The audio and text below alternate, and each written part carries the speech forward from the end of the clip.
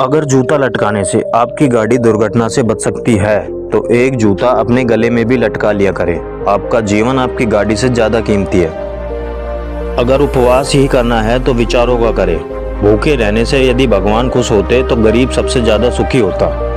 लोग कहते हैं कि ईश्वर इंसाफ करता है। हम पूछते हैं कि ईश्वर गुनाह ही क्यों होने देता है। मरने के बाद इंसानों की आत्मा भटकती है तो फिर जानवरों की क्यों नहीं भटकती, जबकि जानवरों का तो कोई मृत्यु भोज या कोई क्रियाक्रम भी नहीं होता।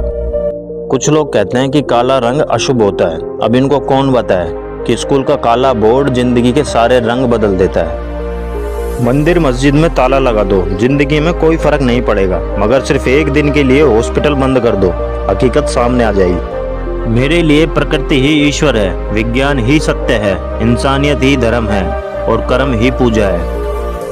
मंदिर के बाहर लिखा था अपने सामान की सुरक्षा खुद करें, और मंदिर के भीतर लिखा था भगवान की मर्जी के बिना एक पत्ता भी नहीं हिलता।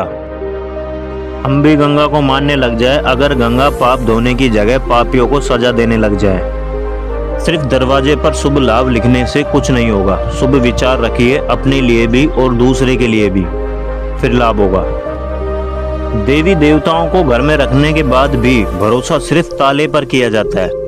बाजार में से खरीदी हुई मूर्ति के सामने हाथ जोड़कर धन मांगते हो। अगर मूर्ति धन देती तो दुकानदार इसे बेचता ही क्यों। खोजना है तो सिर्फ जिंदगी खोजो, खुश रहने के रास्ते खोजो। मौत तो वैसे भी एक दिन तुम्हें खोज ही लेगी। जब भगवान को प्रसाद चढ़ाते हैं तो सब में बांटते हैं, तो भगवान को चढ़ाया पैसा सब में क्यों नहीं बांटा जाता। जो लोग कहते हैं कि सब कुछ पहले से ही तय है, कुछ भी नहीं बदला जा सकता, वे भी सड़क पार करते समय दोनों तरफ देखते हैं। कथा सुनाने के 10 लाख फीस लेने वाला कहता है कि सब मोह माया छोड़कर ईश्वर में ध्यान लगाओ, लेकिन खुद का ध्यान 10 लाख पर टिका है। हवन यज्ञ पूजा पाठ करने से ना अंग्रेज भागे, ना ही मुगल और ना ही गजनी भागा, तो तुम्हारा दुख कैसे भाग सकता है। चांद दिखता है इसलिए वैज्ञानिक वहां पर पहुंचे। यदि स्वर्ग और नरक दिखता तो वैज्ञानिक वहां भी जाते। इंसान को मारकर धर्म की रक्षा करने से बेहतर है धर्म को मारकर इंसान की रक्षा करे, क्योंकि इंसानियत ही धर्म है।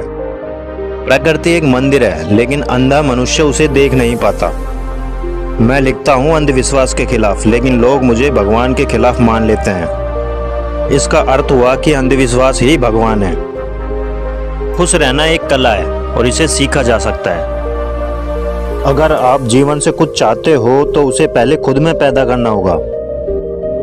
हर कोई दुनिया में कुछ नया करने के लिए पैदा हुआ है, ना कि किसी और की नकल करने के लिए। सच्चा